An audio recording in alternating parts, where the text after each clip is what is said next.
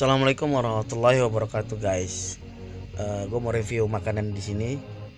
Eh, Saat ini gue lagi mau makan sushi di salah satu restoran yang menurut gue overall rasanya semuanya nggak jauh beda dengan sushi-sushi yang dijual di luar restoran ini ya. Seperti ada di salah satu tempat yang dijualannya diobral gitu, dipajang susinya di salah satu kayak fridge gitu, tempat dingin gitu.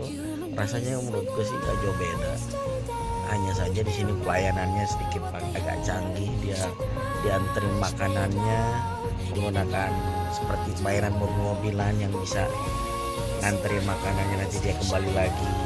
Tapi overall untuk semua makanannya menurut gue sih sama lah, nggak ada bedanya, hanya saja bedanya di pelayanan saja. Oke guys, untuk vlog hari ini gue hanya nampilin makan sushi aja di sini dengan keluarga gue. Nggak bahas lebih panjang lebarnya lainnya. Jangan lupa subscribe, like, comment guys. Oke, cheers, peace.